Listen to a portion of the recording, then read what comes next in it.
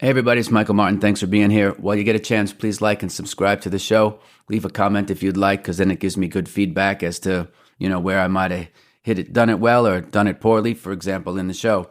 Um, Got a question about, what's the best attribute that a trader can bring to the table from, say, a personality standpoint, if they want to be a great success, in the market? Is it they have to be math whiz and they need to know how to code and, Python or Ruby on Rails, whatever that it might be, or, just have a great feel for the market? And the answer probably won't surprise you.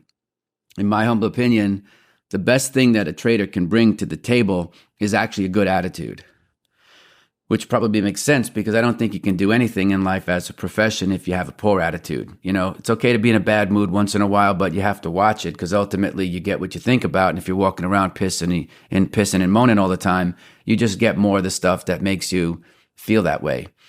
So my take is, because it's such a game of failure, right? Like baseball, in that you're going to be wrong. Some of you probably have very accurate systems, but for the majority of traders, in my opinion, they're wrong, more than half the time. Could be 50 to 70%. And so if you know that from a mathematical expectation, you could also set up, say, an emotional expectation that's attached to the results of your trading. Now, if you're doing it by hand and you're discretionary, you have to keep a trade ledger, right, of all your trades, and then download them into a spreadsheet or keep it going, and then see, like, what's your winning percentage? And then when you win, how big, what's your average winner? And then what's your average loser? And from there, you can calculate the expected value of what it is that you're doing.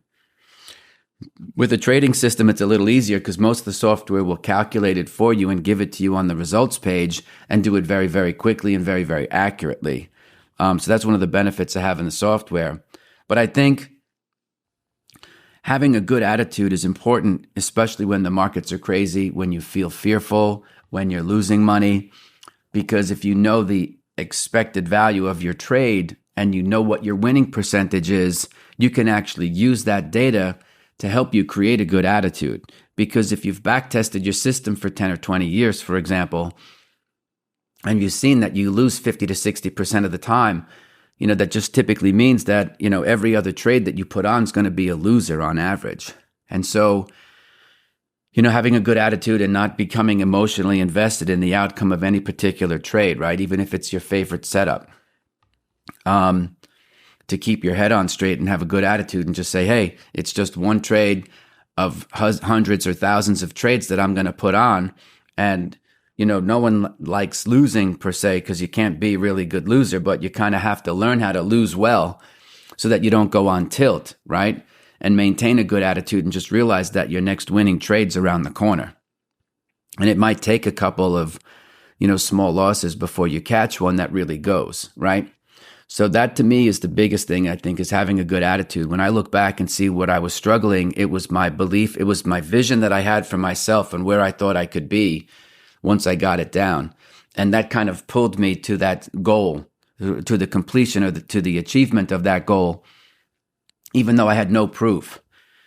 So it's a little trick you can play on yourself in that: think of all your successes that you want to achieve in the future, but think of them as if you have them today, and speak in your inner voice in the present tense as if you've achieved what it is that you've wanted to achieve, whether it's making X amount of percent or a dollar amount of money or other types of goals that you might have.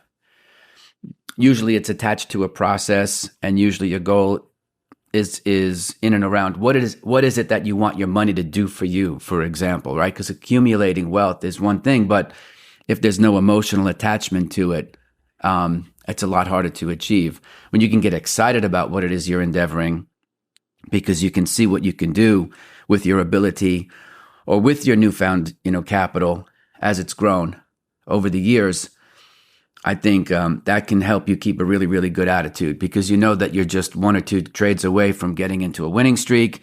You know that you're, at any given time you could lose money, but it could also be just bad luck and bad timing, right? So you try not to internalize the results, right? Because if you just follow the process and the process is bona fide, the process has positive expected value, then it just pays you on average to take those trades day after day after day.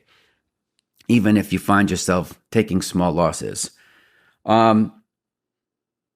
So if you know you're going to lose, what you can do is kind of mentally prepare yourself for that ahead of time, maybe even Sunday. You just say to yourself, hey, here are my rules. Here are my setups so far from, Sunday night, Monday morning. And here's what I'm going to do. Here's how I'm going to win the day is I'm just going to follow my rules and I'm going to stick to my system. And even if I lose money, I want to be able to look myself in the mirror and say that I kept my discipline and I didn't get knocked off balance because I had a losing trade or the market didn't set up the way I needed it to or the way I wanted it to. It's life on life's terms, and you just have to have peace around it. And sometimes it can be super aggravating, and it's not bad to get aggravated, but it's what you do with that aggravation, right? That's where you don't want to go on tilt. You don't want to get into revenge trading. You just have to be completely placated and say, okay, win or lose, I'm going to get out of this situation exactly what I want. So if I want to get super, really, really angry, I'm sure you could find a way to let the market help you get into that anger and let that, teach you let your anger teach you something about yourself and your own behavior.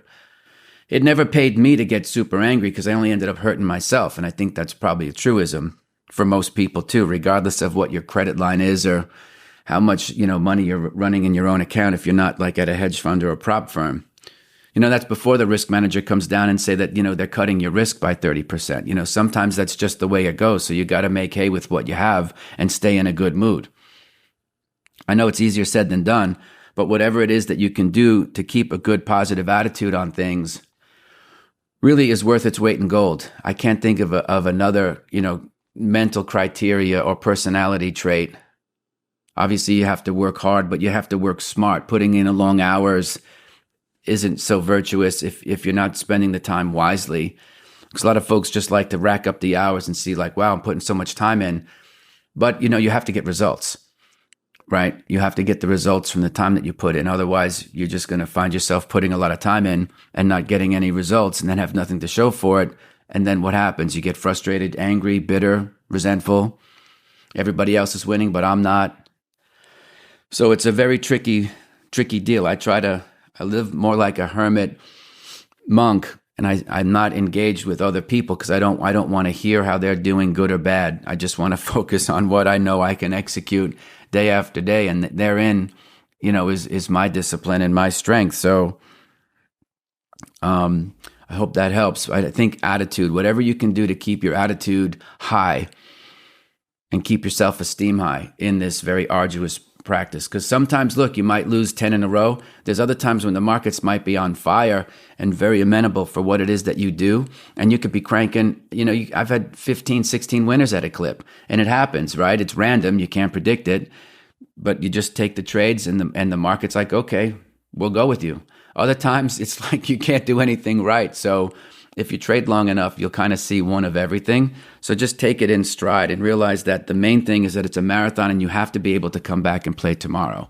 If you let your attitude fall by the wayside and start taking actions on the feelings that you don't want to feel, you could put yourself in financial harm by losing more of your principal, right? And then you've got to dig out of a deeper hole. Remember, after 10%, the rates of return that you need, meaning after a 10% drawdown, is if you keep drawing down 15, 20%, you need a big winning streak to get back to break even. So be comfortable taking these small losses, because the small losses, are much easier to recover from than if you're going to take a larger destabilizing loss, right? Because you're acting out of emotion. So I would actually take solace in that and keep a good attitude and say, hey, I'm doing just what I promised myself I was going to do. Putting on all my trades, and I'm losing good. I'm taking consistent small losses, none of which could ever hurt me or put me out of business. And even if I added them all up, if you're risking, say, 0.2%, you could have 5 losers in a row and still have 99% of your overall capital at work, which effectively is all your money. So do whatever you can to keep a good attitude.